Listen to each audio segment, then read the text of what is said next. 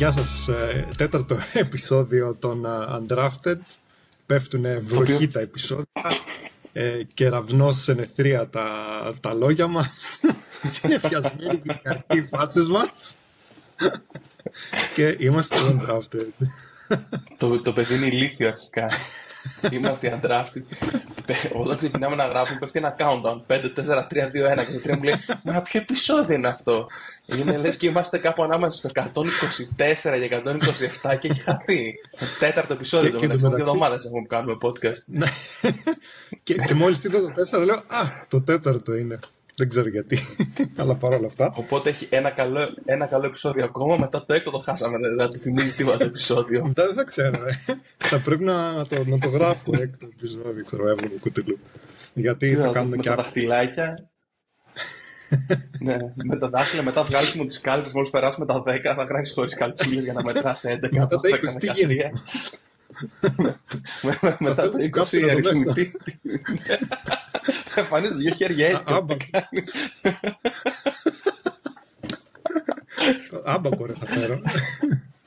Για να μην φέρω Κινέζους. Λέγεται άβακας, άμπακας λέγεται να τρως πολύ. Α, σοβαρά, γιατί στα αγγλικά είναι άμπακους ρε, γι' αυτό, κατάλαβες. Γι' αυτό έχω τα θέματα μου μετά, είναι αγγλικά. Μετά αυτή την υπέροχη αρχή που κάναμε, μπορούμε να αρχίσουμε με την ανασκόπηση των 2 προηγούμενων αγωνιστικών.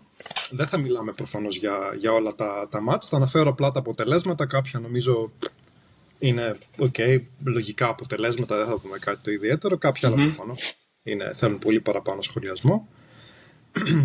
Και να αρχίσουμε από το πρώτο της αγωνιστικής που ήταν το Εφές Μπαρτσελώνα, κέρδισε η Μπαρτσελώνα. Για πες μας, Στέργη.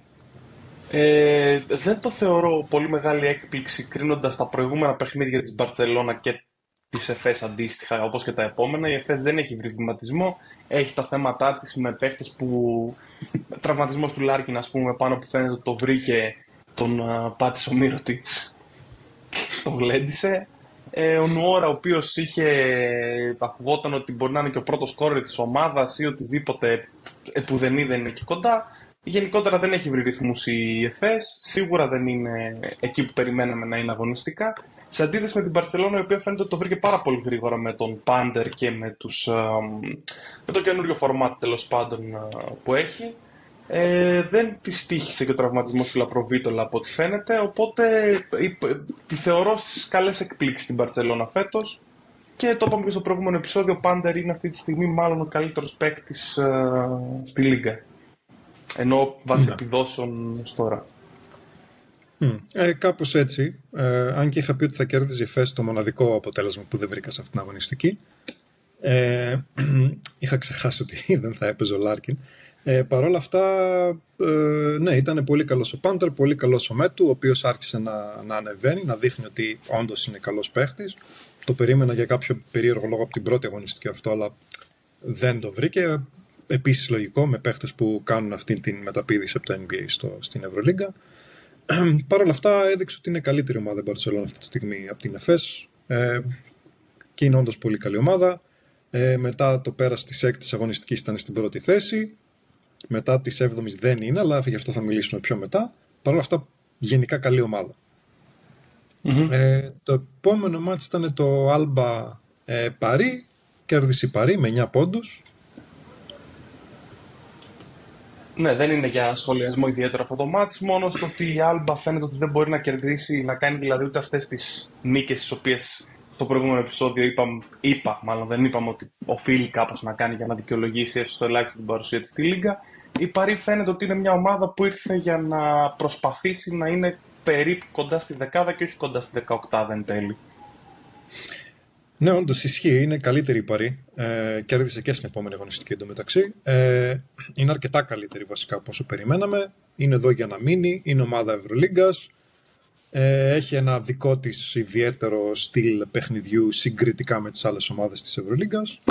Έχει ένα ενδιαφέρον. Η Άλμπα απ' την άλλη δεν ξέρω αν θα κάνει ούτε 5 νίκες εν τέλει, γιατί αυτά είναι τα παιχνίδια τα οποία θεωρητικά θα έπαιρνε, όπως αυτά με την Παρί. Αλλά όχι. Το επόμενο Φενέρ Μακάμπι κέρδισε η Φενέρ με 2 πόντους διαφορά τη Μακάμπι. Δεν καταλαβαίνω για ποιο λόγο ακόμα και εμείς οι ίδιοι επιμένουμε να θεωρούμε τη Μακάμπι πρώην ομάδα βάσει αυτών των οποίων φαίνεται ότι κάνει και αντιμετωπίζει, είπαμε, κάθε φορά και μια καινούργια πρόκληση σε επίπεδο παικτών. Ήδη δηλαδή αποδεκατίστηκε το καλοκαίρι και συνεχίζει να χάνει και να φέρνει παίχτες. Εκτιμώ ότι είναι μια ομάδα η οποία, ενώ την θεωρούσα ότι θα τερματίσει κάτω από τη 15, θα είναι κάπου οριακά στη 15, νομίζω ότι είναι μια ομάδα η οποία, αν δεν λυγίσει να κάνει κάποια τεράστια χιλιά, θα παίξει για τη φανέλα της. Δηλαδή, εγώ υποτίμησα τη φανέλα της Μακάμπι, η οποία φαίνεται ότι είναι βαριά σε επίπεδο Ευρωλίγκας. Φαίνεται και στην επόμενη αγωνιστική δηλαδή. Ναι, φέρνει συνέχεια παίχτες τους οποίους είτε δεν ήξερα είτε δεν τους ήξερα καλά. Δηλαδή, σε αυτό το παιχνίδι ο Χόρντ έπαιξε ωραία, ο Λί έπαιξε ωραία, ο Ριβέρα, τον οποίο εντάξει τον ψιλοξέρουμε βέβαια, έπαιξε ωραία. Και γενικά την κόνταρε πολύ την Φενέρ, που πράγμα, ξέρεις, εγώ δεν το θεωρώ τόσο πολύ ότι ήταν πολύ καλή η Μακάμπι. Με απογοητεύει νομίζω η Φενέρ αρκετά με τον τρόπο που παίζει. Την περίμενα αρκετά καλύτερη, σίγουρα δεν το έχει βρει και αυτή ακόμα, αλλά μου κάνει λίγο εντύπωση γιατί έχει παίχτες δηλαδή οι οποίοι είναι ήδη φτασμένοι. Δεν έκανε πολλές μάλλον αλλαγές από πέρσι, άσχετα που έκανε σημαντικές νομίζω αλλαγές. Καλά, τους Σέντερ προφανώς, όπως ο Baldwin και ο Κόλσον, αλλά επίσης ο Baldwin και ο Κόλσον γνωρίζονται μεταξύ τους. Επίσης ο Baldwin δεν παίζει τόσο καλά όσο περίμενα να παίξει. Εκεί που την είχα σχεδόν σίγουρη τη Φενέρ για Final Four, δεν είμαι και πολύ σίγουρος ότι είναι για Final Four η Φενέρ αυτή τη στιγμή. Δεν ξέρω αν θα βελτιωθεί στο άμεσο μέλλον με τον καινούργιο τον παίχτη επίσης, τον Μέι. Θα δείξει. Αλλά λίγο απογοητευτική η Φενέρ. Αυτό έχω να πω. Αλλά και κάποιον άλλον. Θέλω να πω και κάποιον άλλον τώρα. Διάβασα κάτι, δεν έχω συγκρατήσει το όνομα, αλλά κάποιον άλλον παίχτη θέλουν να φέρουν επίσης. Νομίζω χρειάζονται έτσι κι αλλιώς. Δεν δουλεύει καλά η φάση στα center και παραδόξως δεν δουλεύει καλά στα guard. Νομίζω ο Baldwin προσπαθεί να το παίξει λίγο πιο πολύ playmaker. Δεν είναι playmaker ο Baldwin και κάπως δεν βγαίνει ακριβώς η φάση. Δηλαδή σχεδόν πάντα η καλύτερη της παίχτης είναι στα forward, λογικό, που είναι ο Hayes Davis. Έχει Colson, Hayes Davis είναι... Ντέροβιτς παίζει καλά. Εκεί είναι κάπου το πώς θα πάει καλά η Φενέρ. Εκεί στηρίζεται μέχρι στιγμής. Αλλά ναι, θα τη δούμε. Όχι ότι είναι κακή ομάδα, έτσι. Αλλά όχι, είναι κακή ομάδα. Λίγο χειρότερη από όσο περιμέναμε. Το επόμενο μάτς, πολύ ενδιαφέρον, το Ολυμπιακός Ρεάλ. Ο Ολυμπιακός κέρδισε σχεδόν εύκολα, θα έλεγα, την Ρεάλ με 10 πόντους. Και για κάνε μας ένα σχόλιο για τον Ολυμπιακό. Κοίταξε, εγώ περίμενα ότι θα έρθει ανάποδα το μάτς, γιατί ο Ολυμπιακός μέχρι και εκείνο το σημείο φαινόταν ότι έχει χάσει παντελώς το momentum στη Λίγκα. Δηλαδή είχε κάνει και τη μύτα στο πρωτάθλημα από τον Παναθηναϊκό, παντελώς άνετα κέρδισε ο Παναθηναϊκός εκείνο το παιχνίδι, που μου είχε δώσει την εντύπωση ότι δεν έχει βρει ακόμα ο Ολυμπιακός τον τρόπο να διαχειριστεί το ρόστερ, το προπονητής, ποιος θα παίξει πού, ποιο από τα centers έχει γυρίσει, ποιος μπορεί να παίξει, ποιος δεν μπορεί εν τέλει και τι γίνεται στη γραμμή των guards που πάντα. Δηλαδή εξακολουθεί να έχει θέμα ο Ολυμπιακός κατ' εμέ. Παρ' όλα αυτά, κύριε Άλλα, ενώ φαίνεται ότι γύρισε κάπως στο κακό του φεγγάρι, εν τέλει δεν τα κατάφερε να επανέλθει πλήρως. Ο Καμπάτσο κάνει καλά παιχνίδια, δεν φτάνει προφανώς μόνος του να κάνει τι και πώς. Φαίνεται ότι υπάρχει θέμα με το Μούσα, τραυματίστηκε κιόλας μετά στο επόμενο παιχνίδι, δεν έπαιξε, δεν είναι στα καλά. Το Χεζόνι επίσης δεν έχει επανέλθει πλήρως. Τραυματίστηκε ο Γκαρούμπα στο 4, θέση που βγήκε ο Γιαμπουσέλ. Γενικά είναι μια ομάδα που είναι σε μια σχετική αποσύνθεση, θα έλεγα αυτή τη στιγμή, η Ρεάλ. Λόγω τραυματισμών και λόγω παιχτών οι οποίοι φύγανε το καλοκαίρι. Είναι Ρεάλ, θα το βρει. Δεν πιστεύω ότι θα το βρει. Σίγουρα έχει παίχτες που μπορεί να κάνει ένας παίχτης να παίξει το καλό του παιχνίδι, γυρίζει κάθε τι. Θα κάνει όμως παραδόξως διάφορες ήττες. Δηλαδή, εγώ δεν έχω ακόμα ξεκολλήσει από την περσινή της επίδοση κάπως και δεν μπορώ με εύκολο τρόπο να την θεωρήσω outsider τη Real, όποιο παιχνίδι και να παίζει. Καλά, ναι, ότι η Real τα τελευταία πάρα πολλά χρόνια, βασικά δεν θυμάμαι ποια είναι η τελευταία φορά που δεν τη θεωρούσα ένα από τα φαβορί και βασικά μάλλον δεν ήταν ένα από τα φαβορί. Και θα συνεχίσει να είναι εκεί. Όταν έχει τους παίχτες που έχει, άσχετα με τους τραυματισμούς, το ένα το άλλο τέλος πάντων, προφανώς πάντα τη Real θα την έχει σε μια κάποια εκτίμηση. Ο Καμπάτσο επιθετικά δεν ήταν, στο σκοράρισμα δεν ήταν ιδιαίτερα καλός, νομίζω 7 πόντους μόνο έβαλε. Βέβαια έχει 10 assist, είναι δύσκολο να τον κλείσει στον Καμπάτσο. Ο Ολυμπιακός, αυτά και εδώ έχω να πω ότι ξέρεις, επειδή είναι δύο αγωνιστικές, λίγο η εικόνα κάπως που μένει είναι λίγο. Ξέρεις, τα σχόλια που θα κάνουμε και εσύ και εγώ υποθέτω ότι έχουν να κάνουν κιόλας και με τα δύο τα παιχνίδια που έχουμε δει, γιατί είναι η τελευταία εικόνα που έχει μείνει. Αλλά ήταν σχετικά καλός με τη Real, νομίζω βρίσκει τα σχήματα, παίζουν, ο Μπαρτζόκας έχει βρει ποιοι είναι οι κύριοι παίχτες, παίζει, ή τουλάχιστον έτσι μου φαίνεται εμένα, δεν είμαι και σίγουρος, λιγότερο κάπως με το ρολόι, ξέρεις, δεύτερο δεκάλεπτο θα παίξει ο τάδε, τρίτο δεκάλεπτο θα παίξει ο τάδε κτλ. Οι καλοί παίχτες παίζουν πολλά λεπτά. Σίγουρα το κάνει από το πρώτο στο δεύτερο δεκάλεπτο που κάνει τις αλλαγές, αλλά μετά το σταματάει. Ο Βεζένκοφ παίζει πολλά λεπτά, λογικό. Ο Φάλ αρχίζει μάλλον να παίζει περισσότερο, επίσης λογικό. Ο Φουρνιέ πρέπει να παίζει πολύ και προφανώς παίζει κιόλας πολύ. Και δεν φαίνεται τόσο πολύ από το σκοράρισμα, είναι ο τρόπος, παίζει παραδόξως καλή άμυνα. Πάντοτε δημιουργεί προβλήματα και πονοκεφάλους στους άλλους προπονητές, γιατί είναι ο Φουρνιέ. Δεν έχει σημασία πόσο χρόνο είναι και αν έχει χάσει λίγο από αυτό που ήταν κτλ. Συνεχίζει να είναι ο Φουρνιέ, το οποίο το έδειξε και με την Μπαρτσελόνα εντωμεταξύ. Και ναι, αρχίζει και γίνεται πολύ ωραίος ο Ολυμπιακός. Βέβαια, τώρα θα μου πεις είναι ότι την πέτυχε τη Real, όπως είπε, σε μια περίεργη φάση, όπως και την Μπαρτσελόνα, αλλά θα το πούμε λίγο πιο μετά αυτό. Η Μπαρτσελόνα νομίζω. Είναι λίγο η Μπαρτσελόνα, συγγνώμη. Η Real δεν είναι στα πολύ καλά της. Πρέπει να γυρίσουν οι παίχτες της. Πρέπει να είναι καλά ο Μούσα. Γιατί ο Καμπάτσο μόνος του και που ο Ταβάρες, γιατί δεν είναι και πολύ σταθερό στα τελευταία κάνα 2 χρόνια, δεν αρκούν. Δεν είναι όχι με τίποτα. Και πολύ καλή νίκη του Ολυμπιακού. Εγώ την περίμενα, όπως θυμάσαι βέβαια. Γιατί ήταν αυτό το πρέπει. Δεν γίνεται μια τέτοια ομάδα που έχει τόσους πολλούς καλούς παίχτες να μην το βρει. Δηλαδή είναι αυτό το ότι έπρεπε ο Μπαρτζόκας κάπως λίγο να πει, ξέρεις τι, αυτά έχω στο μυαλό μου, αυτά θέλω να κάνω, αλλά δεν έχω αυτό το υλικό, έχω ένα άλλο υλικό. Είναι καλός ο Ολυμπιακός στην άμυνα εντωμεταξύ και από εκεί βασικά το βρήκε κιόλας. Δηλαδή κάπως σταμάτησε αυτό το πολύ, ξέρεις, θα φάμε τόσο αλλά θα βάλουμε περισσότερα. Αλλά παρόλο που νομίζω ότι είναι στις πρώτες θέσεις αμυντικά στην Ευρωλίγκα, νομίζω ότι έχει που και που θεματάκια, αλλά έχει αρχίσει και βρίσκει κάπως το πώς να τα καμουφλάρει. Όπως ας πούμε τον Βεζένκοφ, ο οποίος πολλές φορές χάνει τον παίχτη του. Αλλά παρόλα αυτά εντάξει, ήταν ωραίο ματσάκι. Μπράβο στον Ολυμπιακό, η καλή νίκη. Θα τον βοηθήσει για τη συνέχεια. Και πάμε στο επόμενο μάτς. Μπασκόνια Αρμάνι. Κέρδισε μόνο με 5 πόντους η Μπασκόνια. Νομίζω αυτό είναι το μοναδικό σχόλιο που χρειάζεται να κάνουμε. Πάρα μόνο με 5 πόντους. Ναι. Οκ.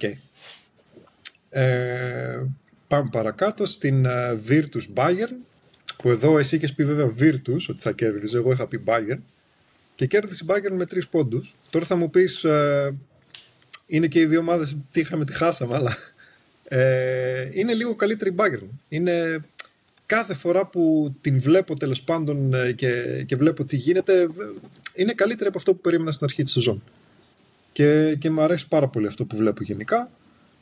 Η Virtus επίσης νομίζω λίγο δεν έχει και ιδιαίτερο νόημα να μιλήσουμε για τη Virtus. Είναι γερασμένη ομάδα, δεν είναι ιδιαίτερα καλή. Δεν ξέρω αν θες να κάνεις κάποιο σχόλιο για τα 2 τελευταία παιχνίδια, αλλά είναι κάπως ok. Όχι, νομίζω ότι για μένα η Bayern έχει τίνει να μπει στις ομάδες που μου αρέσουν, επειδή πάντα μου αρέσει, υπάρχει αυτή η ψυχολογία του να υποστηρίζει το outsider, το Karate Kid, αυτό τη ταινία μας το έχει μάθει το πράγμα. Ναι. Να είμαστε πάντα με τον Φρέσκο που προσπαθεί με έναν μέντορα να κάνει πράγματα και έχει βρει έναν άνθρωπο στον πάγκο ο οποίος κάνει πάρα πολύ καλή δουλειά κατά με.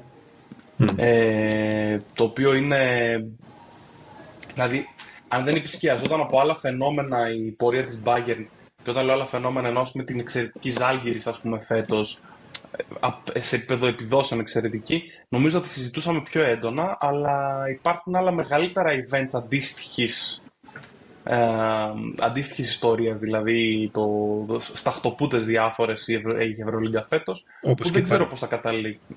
Ναι, προφανώς, το ότι συζητήσαμε πιο πριν την πάρει γι' αυτό. Οπότε νομίζω ότι υπάρχουν πολλές ομάδες που τις είχαμε για ψιλοξοφλημένες υπό μία έννοια, ότι δεν θα ανταγωνίζονται μεταξύ τους και θα κερδίζει απλά η μία την άλλη, και εν τέλει φαίνεται ότι είναι ομάδες που προχωράνε. Γιατί η Bayern έχει κάνει και μεγάλα διπλά, έτσι. Δηλαδή δεν είναι μόνο ότι παίζει καλά. Γιατί στην αρχή λέγαμε ότι παίζει καλά στην έδρα της που κέρδισε τη Real, ας πούμε, ή με τον Ολυμπιακό. Τελικά η Bayern είναι μια συμπαγής ομάδα στο επίπεδο της αθλητικότητας και έχει και τον Θεοπάλαβο, τον Edwards, ο οποίος αν το βρει δεν είναι. Δηλαδή ρίχνει πολλά σουτ, δεν το φοβάται. Καθόλου. Θα σκοράρει. Μπασκόνια είναι Μπασκόνια. Έχει το Μονέκε, ο οποίος είναι απολαυστικός εντός και εκτός γηπέδου. Αλλά η Μπασκόνια νομίζω είναι από τις ομάδες που εγώ θεωρώ ότι πηγαίνει χειρότερα από ό,τι περίμενα ότι θα πάει, για παράδειγμα. Εγώ μάλλον την είχα κάπου εκεί που είναι τώρα. Κάπου λίγο κάτω από τη μέση. Ναι. Επόμενο μάτσο το οποίο έχει ένα ενδιαφέρον ήταν το Ζαλγκίρις Ερυθρός Αστέρας. Κέρδισε με 2 πόντους η Ζαλγκίρις και νομίζω εδώ εντάξει χωράει λίγος σχολιασμός. Εντάξει, είναι κακό το φεγγάρι του Ερυθρού Αστέρα αυτή τη στιγμή. Ακόμα και στο επόμενο μάτσο που ο Πετρούσεφ πήρε λεπτά, φαίνεται ότι υπάρχει ζήτημα στους ψηλούς του Ερυθρού Αστέρα. Η Ζαλγκίρις είναι μια ομάδα αρεσί, η οποία ομάδα είναι. Είπαμε, έχει παίχτες που κάνουν τη δουλίτσα. Τώρα αν θες να σχολιάσουμε το πώς μπήκαν τα καλάθια και το τι έγινε στο τέλος, εντάξει, ήταν ωραίο ματσάκι, παιδί μου. Ακριβώς αυτό ήθελα να πω. Όπως είπαμε, γενικά να μην ασχολούμαστε με διαιτησίες, αλλά αυτό το μάτσο επίσης δεν ήταν με τον Ολυμπιακό και τον Παναθηναϊκό. Επομένως, κάτι να πούμε εδώ πέρα. Είναι με το μάτς στους 2 πόντους και με το καλάθι με το οποίο η Ζαλγκίρις πέρασε με 4 μπροστά και είχε και βολή. Ήταν πολύ καθαρό επιθετικό φάουλ του Σμάιλαγκιτς, νομίζω, πάνω στον Κάλινιτς. Με μιλάμε όμως για πολύ καθαρό επιθετικό φάουλ. Το οποίο μου κάνει φοβερή εντύπωση που όχι μόνο δεν το έδωσαν, αλλά το έδωσαν σαν αμυντικό φάουλ. Το οποίο για μένα είναι αδιανόητο. Και προφανώς έχει δίκιο ο Ερυθρός Αστέρας και ο Σφερόπουλος που παραπονέθηκαν και δεν ξέρω τώρα πόσο θα πάει αυτή η φάση, αλλά ήταν τελείως λάθος η απόφαση των διαιτητών και μάλλον επηρέασε το αποτέλεσμα. Το επηρέασε, όχι μάλλον επηρέασε το αποτέλεσμα. Το πρόβλημα με την Ευρωλίγκα είναι ότι δεν έχει καλούς διαιτητές. Το ξέραμε χρόνια τώρα. Απλά πλέον επειδή έχει ανέβει το επίπεδο των ομάδων αρκετά και είναι πολλά τα κοντινά παιχνίδια. Δηλαδή θα είναι πολλά τα μάτς τα οποία θα είναι σε πολύ ίσο επίπεδο. Οπότε η διαιτησία θα επηρεάζει πολύ άμεσα το αποτέλεσμα. Δηλαδή δεν είναι ότι είναι ένα μάτς το οποίο. Και όταν λέω είναι κοντά και στο σκορ την ώρα του παιχνιδιού τα παιχνίδια αυτά καθ' αυτά, όχι λόγω της διαιτησίας. Οπότε σίγουρα τα λάθη πονάνε περισσότερο και στοιχίζουν περισσότερο και είναι και πιο εμφανή πλέον γιατί δίνεται η σημασία που πρέπει να δοθεί. Δεν είναι ένα σφύριγμα στη μέση του παιχνιδιού που λες ότι εντάξει ήτανε, δεν ήτανε, να είχαμε να λέγαμε και να έχουμε να πούμε. Όχι, είναι στο τέλος του παιχνιδιού, επηρεάζει ξεκάθαρα το αποτέλεσμα, το οποίο είναι πάρα πολύ άδικο για τον Ερυθρό Αστέρα που επίσης ζει τη χρονιά των ονείρων του μετά από καιρό, έχει ξεκινήσει καλά. Είναι κρίμα να.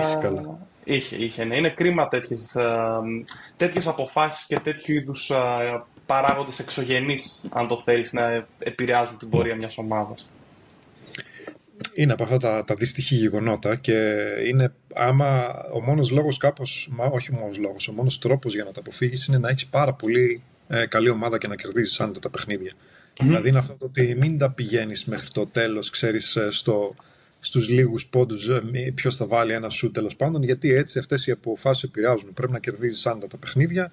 Αυτό πρέπει να κάνει και ο Παναθηναϊκός και ο Ολυμπιακός, να μην τα αφήνουν να πηγαίνουν έτσι τα παιχνίδια, όπως το τελευταίο του Παναθηναϊκού με τον Ερυθρό, αλλά θα τα πούμε αυτά λίγο πιο μετά.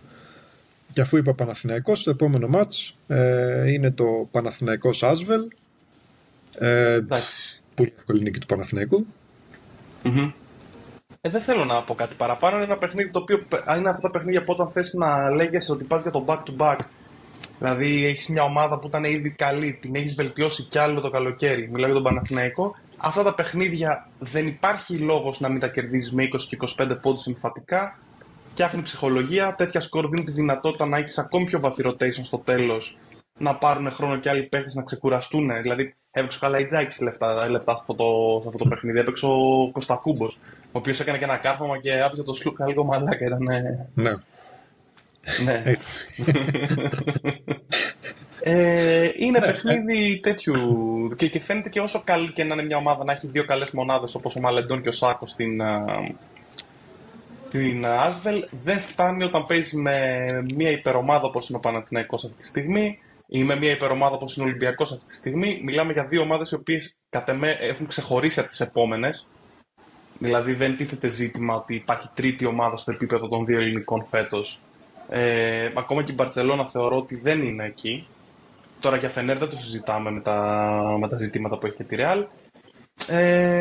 Θεωρώ ότι ούτε και η Ζάλγκιρις. Η Ζάλγκιρις είναι εκεί που είναι βαθμολογικά χωρίς να έχει παίξει κάποιο ιδιαίτερα δύσκολο παιχνίδι. Νομίζω ότι φάνηκε η τεράστια διαφορά δυναμικής και έτσι πρέπει να κερδίζουν αυτά τα παιχνίδια. Ναι, καλά, ναι. Και να μην είχε βελτιωθεί ο Παναθηναϊκός και λίγο χειρότερος να ήταν όταν παίζεις με την Άσβελ εντός έδρας, το θηρείς ότι πρέπει να το πάρεις το μάτς.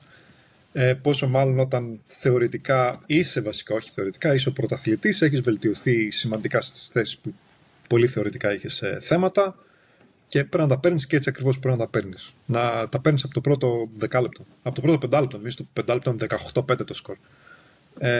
Και δεν σταμάτησε ποτέ να είναι διαφορά κάτω από αυτά τα επίπεδα. Το μόνο έτσι ένα μικρό σχόλιο να κάνω εδώ πέρα είναι ότι ήταν πολύ καλός ο Χουάντσο πάλι, όπως και στο επόμενο μάτς. Σε πολύ λίγα λεπτά είχε πολύ μεγάλο PIR, πολλούς πόντους, πολλά rebound, πολύ ωραίος γενικά και στην άμυνα σε αυτό το μάτς, ενώ στο επόμενο λίγο χειρότερο στην άμυνα. Και ναι, ότι ο Μαλεντών τον έκλεισαν τόσο καλά που δεν έκανε τίποτα. Ήταν το πρώτο του κακό μάτς, το πρώτο που δεν έβαλε 10 συν πόντους, ούτε κοντά δεν ήταν. Ναι. Και γενικά ήταν κακός. Και εδώ πέρα φαίνεται η ποιότητα των γκάρ του Παναθηναϊκού, όπως και ναι, το τελευταίο είναι ότι ο Μπράουν. Ο Μπράουν από τη στιγμή που τον άφησε έξω με τη Ρεάλ και μετά σε όλα τα μάτς είναι εξαιρετικός. Κάνει φοβερά μάτς, φοβερός στην επίθεση, πολύ καλά ποσοστά, λίγο του έπεσαν τα ποσοστά με τον Ερυθρό, αλλά παρόλα αυτά επίσης ήταν πολύ καλός και εκεί. Και ναι, δεν έχει κάτι άλλο να πούμε για αυτό το μάτς. Ήταν πολύ καλύτερος ο Παναθηναϊκός, λογικά κέρδισε. Ένα σχόλιο για τον Μπράουν. Ένα σχόλιο θέλω να κάνω ότι επειδή τον Αν έχουν βρει τον τρόπο και τον κλείνουν πλέον περισσότερο, δεν μπορεί να κάνει τόσο εύκολα τα τρελά που έκανε. Νομίζω ο Μπράουν είναι ο πιο θεαματικός μας παίχτης σε επίπεδο περιφέρειας. Δηλαδή κάνει και αυτά τα ψιλομπασίματα, κάνει και ένα κάρφωμα στο τόσο, κάνει και κάποιες assist, έκανε και μια σταυρωτή τρίπλα. Κάνει ωραία πραγματάκια, ρε παιδί. Είναι πολύ θεαματικός. Δεν ξέρω, εγώ τον χαίρομαι πάρα πολύ. Ναι, τι λες τώρα. Δεν ξέρω αν είναι και όλος ο παίχτης που αυτή τη στιγμή μου αρέσει περισσότερο να βλέπω στον Παναθηναϊκό τρόπος που παίζει. Από τα πάντα που κάνει, μέχρι αυτά που είπε στα καρφώματα, στα τελευταία 2 μάτσα έκανε 4-5 καρφώματα και ειδικά ένα-δυο ήταν πολύ ωραία. Δεν το περίμενα από 34χρονο παίχτη γκάρτ, ξέρω εγώ, να σου κάνει τέτοια καρφώματα. Μπράβο, είναι πολύ εξαιρετική. Σίγουρα η καλύτερη από τις 3 μεταγραφές που κάναμε το καλοκαίρι. Και κάπου εκεί είναι η τεράστια διαφορά του Παναθηναϊκού με όλες τις ομάδες της Ευρωλίγκας. Απλά δεν συγκρίνονται στην περιφερειακή γραμμή. Αν είναι καλά η περιφερειακή του Παναθηναϊκού που πλέον από το μάτς με τον Ολυμπιακό και μετά ο Αταμάν παίζει συνέχεια με 3 guard, δηλαδή τα 3 guard lineups είναι όλη την ώρα, τα κάνει. Δουλεύει πάρα πολύ καλά αυτό και δεν βρίσκει μέχρι στιγμής τουλάχιστον κανένας πώς μπορεί να το σταματήσει. Νομίζω ο μόνος τρόπος για να σταματηθεί αυτό είναι να έχουν απλά πάρα πολύ άσχημα ποσοστά. Όλοι τους. Ναι, και πέρυσι αναγκαζόταν να παίξει έτσι ο Αταμάν και είχε θέματα, ας πούμε, με την Μακάμπη, ας πούμε, με τον Κόλσον συγκεκριμένο, ο οποίος είναι δυνατό παιδί και χτυπούσε τον Γκριγκόνης πέρυσι στα play-off και φάνηκε ότι χρειάζονταν τον Παπαπέτρου. Φέτος δεν έχει υπάρξει τέτοιο ζήτημα και έπαιξε και με τη Φενέρ. Δηλαδή αντιμετώπισε ομάδες με δυνατά τριάρια ο Παναθηναϊκός, που φάνηκε ότι δεν έχει κανένα απολύτως πρόβλημα εκεί πέρα. Και αν χρειαστεί, έχει τον Όσμαν, ο οποίος είναι πάρα πολύ δυνατός, έχει τον Παπαπέτρο, ο οποίος είναι πάρα πολύ δυνατός. Δηλαδή η περιφέρεια το 1-2-3 του Παναθηναϊκού και για μένα, και εγώ το θεωρώ ασύγκριτο. Δηλαδή δεν νομίζω ότι υπάρχει ζήτημα δεύτερης ομάδας αυτή τη στιγμή στην Ευρωλίγκα που να είναι κοντά έστω στο. Ναι, ούτε κοντά. Είναι 2 επίπεδα πάνω από όλες τις ομάδες ο Παναθηναϊκός. Και εντάξει, αφού το είπα αυτό, είναι ο νούμερο 1 φαν μας ο Παναής. Μου είπε ότι όποτε μιλάω για τον Παναθηναϊκό, ξέρω εγώ, έτσι είμαι λίγο ανασηκώνομαι και τα λοιπά. Έχω διαφορετική στάση του σώματος. Τι να κάνουμε, ρε Παναή, είμαστε βάζελοι. Ο μεγαλύτερος μας φαν. Ίσως αυτός είναι ο τρόπος εντωμεταξύ να έχουμε παραπάνω φαν, να κερνάμε μπύρες. Μας παίρνει ακόμα. Μας παίρνει, δεν είναι. Δηλαδή ανταπεί μία μπύρα στον Παναή, πει 2 μπύρες στον επόμενο φαν. Ναι, ακόμα είναι εύκολο. Ναι. Και τέλος πάντων πάμε στο τελευταίο μάτς, το οποίο ήταν η Παρτιζάν με την Μονακό. Κέρδισε η Μονακό, 5 πόντους. Εγώ περίμενα ότι θα κερδίσει η Παρτιζάν, γιατί η εικόνα της Μονακό είναι απογοητευτική φέτος και το επόμενο παιχνίδι νομίζω επαληθεύτηκε πάλι αυτό που λέω. Δηλαδή δεν έχει κερδίσει. Νομίζω ένα μάτς κέρδισε εύκολα η Μονακό φέτος. Όλα τα άλλα ήταν με το ζόρι, δηλαδή δεν έκανε κάποια ξεκάθαρη νίκη. Ο James σίγουρα δεν είναι εκεί που ήταν. Τον επηρέασε το καλοκαίρι και οι διακοπές. Δεν ξέρω τι θα γίνει όταν επιστρέψουν οι δύο τραυματίες, ο Καλάτης και ο Κορκμάζ. Παρ' όλα αυτά, αυτή τη στιγμή η Μονακό δεν έχει έναν παίχτη να πει ότι σταθερά τραβάει και κάνει. Ακόμα και ο Κόμπο, ακόμα και ο Διαλό δεν κάνουν τα παιχνίδια τα οποία. Δηλαδή, ένας παίχτης να μην παίξει λίγο ή να παίξει λίγο λιγότερο από το μέσο όρο του, η Μονακό ζορίζεται ή χάνει. Δεν. Ο James παραμένει κλατς παίχτης ή οτιδήποτε, το βλέπεις ότι παίρνει στις τελευταίες στιγμές, παίρνει αποφάσεις, κάνει πράγματα, αλλά δεν είναι αυτός ο οποίος θα μεγαλώσει την ψαλίδα στη διάρκεια του παιχνιδιού. Δηλαδή σίγουρα δεν κάνει τη δουλειά την οποία περίμενε και ο προπονητής του να κάνει συνολικά. Αυτοί οι δύο που είπες, ο Κόμπο και ο Διαλό, ήταν νομίζω και οι δύο καλύτεροι παίχτες. Ο James έβαλε ένα πολύ μεγάλο shoot στο τέλος του match. Παρόλο που ήταν 5 πόντι διαφορά, ξέρεις, ήταν αυτά τα match που πηγαίνουν μέχρι το τελευταίο δευτερόλεπτο. Ουσιαστικά έτσι ήταν το match. Ναι, όπως είπες, ήταν λίγο ότι, όπως θα δούμε και στο επόμενο, η Μονακό δεν είναι ακόμα τόσο καλή, αλλά που και που αν παίζουν καλά κάποιοι παίχτες μπορεί να τις πάρει αυτές τις νίκες. Η Παρτιζάν έχει λίγο τα θεματάκια της ακόμα ούτως ή άλλως. Είναι μια πολύ καλή ευκαιρία να κερδίσει την Παρτιζάν μέσα στην έδρα της αυτή η εποχή. Και ναι, εγώ είχα πει βέβαια Μονακό. Ήταν μια καλή αγωνιστική για μένα αυτή στα αποτελέσματα. 8-9, εσύ είχες 5-9. Καλά έκανε. 5-9 είναι μια χαρά. Είναι 55%. Τι θέλει ο άνθρωπος. Εδώ δεν ξέρω όταν θα χάνεις. Είπαμε κάτι πρέπει να κάνουμε όταν θα χάνεις, γιατί εγώ δεν θα χάνω. Αλλά θα το δούμε ακόμα. Θα το κρατάμε πάντως αυτό, ότι έχεις χάσει. Κράτα. Την διπλή αγωνιστική. Σαν ένα πράγμα. Να πω εδώ πέρα ότι εγώ είμαι ο φάνκι τύπος από τους δύο. Ο άλλος είναι καθηγητής, έχει αυτή τη φάτσα του καμισάκια με τα γυαλιά. Οπότε πάει και συντηρητικά και τέτοια. Που διάλεξε μια φακή, κάτι φάνκι ρε μάλλον. Δηλαδή, δώσε λίγο χαρά στη ζωή σου. Ναι. Don't hate the player, hate the game. Εντάξει. Και με προφορά και... Να πάμε στην επόμενη αγωνιστική έτσι, γιατί να κάνω drop the mic εδώ πέρα. Και το πρώτο μάτς ήταν ένα πολύ ωραίο μάτς. Alba Efes. Κέρδισε Efes. Ναι, εντάξει. Να τα αφήσουμε κάπου εκεί αυτό. Και να πάμε στο επόμενο, το οποίο ήταν ενδιαφέρον και οι δύο προφανώς το κάναμε λάθος αυτό. Ήταν η Maccabi με τη Real 79-78.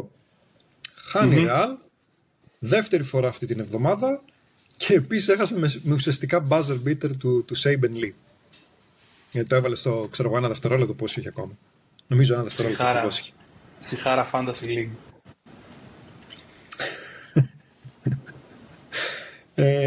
Ναι. Η Real, όπως είπαμε και πριν, δεν είναι στα καλά της. Ο Μούσα δεν έπαιξε καθόλου σε αυτό το μάτι γιατί έχει πρόβλημα με τον Αστράγαλο. Ναι. Ο Καμπάτσο, εντάξει, ήταν καλούτσικος τέλος πάντων όπως πάντα, 16 πόντους, 7 assist κτλ.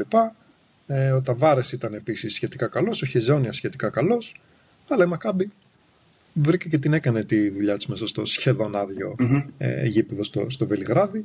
Ο Χόρτ και ο Λίβ και πάλι ήταν νομίζω οι δύο καλύτεροι τους παίχτες και έκαναν τόσο όσο είναι.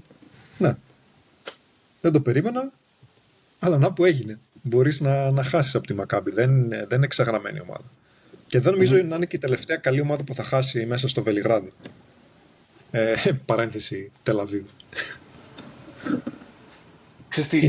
Και εγώ το πιστεύω αυτό ότι θα γίνουν τέτοια πράγματα. Είναι μια ομάδα η οποία πέρυσι ήταν μια νίκη μακριά από το να πάει στο Final Four, έτσι. Άλλαξαν, φύγανε 3 κομβικοί παίχτες της. Ήρθανε καινούργιοι παίχτες όμως. Δηλαδή και ο Saben Lee είναι ωραίος και ο Γκάμπριελ όταν θα έρθει και θα δώσει η έξτρα ποιητικότητα στην ομάδα θα προσθέσει και αυτός στο size.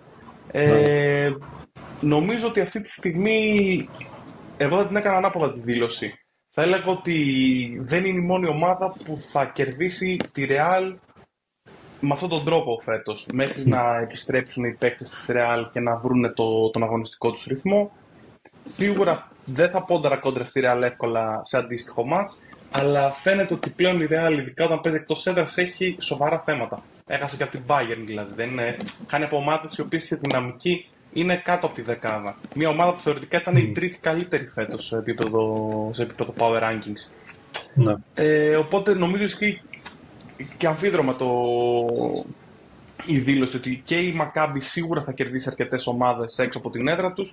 Θεωρώ ότι και αρκετές ομάδες θα κερδίσουν τη Real στη δική τους έδρα. Ναι. Αληθεύει. Είναι και τα δύο αληθεύουν, και για τη Maccabi και για τη Real. Εδώ να πω ότι τη θεωρώ και τυχερή βασικά τη Real που πέτυχε τον Παναθηναϊκό σε ένα περίεργο κάπως φεγγάρι, γιατί αν έπαιζαν τώρα θα έχαναν και μάλιστα πολύ εύκολα και μες στη Μαδρίτη. Σύμφωνα με αυτά τα επίπεδα που παίζουν αυτή την εβδομάδα τουλάχιστον οι ομάδες. Έτσι, γιατί όπως βλέπουμε εβδομάδα με τη βδομάδα λίγο αλλάζουν τα πράγματα, αλλά τέλος πάντων. Το επόμενο μάτς το οποίο ήταν πολύ ενδιαφέρον ήταν το Ολυμπιακός Μπαρτσελώνα. Κέρδισε πολύ εύκολα ο Ολυμπιακός. Ναι. Διαολεμένα εύκολο. Όχι... Πράγμα το οποίο δεν το περίμενα εγώ σε καμιά περίπτωση. Δηλαδή δεν περίμενα με τίποτα αυτή η Μπαρτσελώνα να δυσκολευτεί να φτάσει στους 60 πόντους. Δηλαδή μιλάμε για πράγματα τα οποία δεν ταιριάζουν. Η Μπαρτσελώνα έβαζε 85 πόντους στα προηγούμενα παιχνίδια και 80. Σουτάρανε τρίποντα όλοι και μπαίναν από παντού. Και ξαφνικά βλέπουμε μια Μπαρτσελώνα να έχει σβήσει επιθετικά.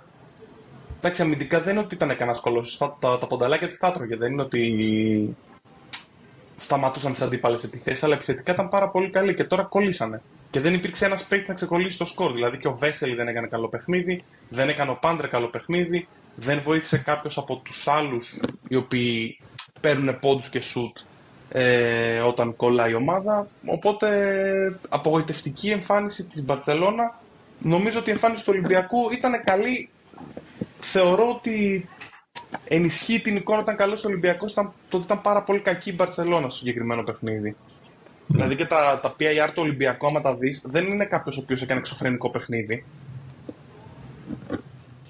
Ναι, καλά, τα νούμερα του Βεζέγκοφ πάντα είναι υψηλά, η αλήθεια είναι. Εντάξει, τον βοηθάει όμως. Ήταν καλούτσικη, ήταν το πρώτο μάτσο επίσης που ο Μιλωτίνοφ βοήθησε. Όπως είπες, η Μπαρτσελώνα δεν είχε κανέναν. Καλά, ο Πάντερ ήταν καλούτσικος, έβαλε 18 πόντους, η αλήθεια είναι. Αλλά δεν έκανε κάτι άλλο ούτε με assist ούτε με οργάνωση του παιχνιδιού κτλ. Δεν βοήθησε εκεί ιδιαίτερα. Υπήρξαν αρκετά μεγάλα διαστήματα που τον είχε έξω από το μάτς έτσι κι αλλιώς. Ναι, αυτό δεν το περίμενα. Εγώ είχα πει ότι θα κέρδιζε η Μπαρτσελώνα σε αυτό. Δύσκολα μεν, θα κέρδιζε δε. Γιατί είναι πολύ ανεβασμένη το τελευταίο διάστημα, βασικά από την αρχή του σεζόν. Και είναι το πρώτο μάτς το οποίο ήταν πολύ κακή. Δηλαδή, εκεί που έλεγα, κοίτα να δεις τα rankings, την είχα κάπως πιο χαμηλά την Μπαρτσελώνα και εν τέλει ίσως να έκανα λάθος. Με αυτό το παιχνίδι λέω, μπορεί και να... Μάλλον είναι για εκεί που την είχα στην αρχή, είναι για 5η-6η η Μπαρτσελώνα, γιατί ήταν απαράδεκτη, θα έλεγα, ο τρόπος με τον οποίο έπαιξε και έδειξε τα θέματά της, όπως με τον Ερναγκόμεθ, γενικά με τον Βέσελη, πως υπάρχει και ένα θεματάκι. Ο Μέτου και σε αυτό ήταν καλούτσικος το παιχνίδι και νομίζω ότι λόγω χάρη μάλλον στο Μέτου θα κάνουν και κάποιες νίκες παραπάνω. Αλλά ναι, νομίζω ότι όποτε δεν τραβάει πάρα πολύ ο Πάντερ και όποτε βρίσκουν λίγο πιο ποιετικές ομάδες, που λίγες είναι μεν, όπως ο Παναθηναϊκός και ο Ολυμπιακός, αλλά νομίζω δεν συγκρίνονται οι ομάδες. Και ο Παναθηναϊκός και ο Ολυμπιακός είναι καλύτερες από την Μπαρτσελώνα και θα τερματίσουν παραπάνω από την Μπαρτσελώνα. Θα μου κάνει εντύπωση αν μου τερματίσει κάποια από τις δύο κάτω από την Μπαρτσελώνα. Ναι, αυτά για τον Ολυμπιακό. Πολύ καλή νίκη προφανώς. Πολύ καλή εβδομάδα. Όταν δεν έχει σημασία που τα έπαιξε και τα δύο εντός έδρας, είναι εντός έδρας με την Ρεάλ και την Μπαρτσελώνα. Έτσι είναι δύσκολα μάτσα αυτά, εξορισμού. Και με Παναθηναϊκό πιο πριν, έτσι, workload τεράστιο. Θέλω να πω ότι εγώ πίστευα θα τον επηρεάσει το ότι έχει παίξει δύο πολύ μεγάλα παιχνίδια πιο πριν. Παρ' όλα αυτά, νομίζω και η ψυχολογική ανάταση της νίκης, γιατί και τη Ρεάλ την κερδίσανε ξεκάθαρα, την κέρδισε ξεκάθαρα ο Ολυμπιακός. Δεν ήταν παιχνίδι κοντινό, ήταν statement η νίκη και με τις δύο ισπανικές ομάδες του Ολυμπιακού, ότι είμαστε εδώ, είμαστε ομάδα που ήρθαμε να πάρουμε Ευρωλίγκα. Δεν είμαστε ομάδα η οποία, όπως ήταν πέρυσι, ερχόμαστε από καλή σεζόν, αλλά έχει φύγει ο παίχτης μας, οι δύο μάλλον παίχτες οι οποίοι ήταν τα ορόσημα και μπράβο στον Μπαρτζόκα που διαχειρίζεται ένα υλικό φτωχό και κουβέντες τέτοιες. Φέτος δώσανε σοβαρά λεφτά, πήρανε σοβαρούς παίχτες Επαναπατρίσαν τον Βεζέγκο, φέραν τον Φουρνιέ. Κίναν Evans, να θυμίσω εδώ πέρα, ο οποίος βέβαια δεν παίζει, αλλά είναι μεγάλος παίχτης. Εκτιμώ ότι θα δούμε μεγάλα παιχνίδια τον Ολυμπιακό φέτος. Είναι ομάδα που είναι για Final Four ξεκάθαρα αυτή τη στιγμή.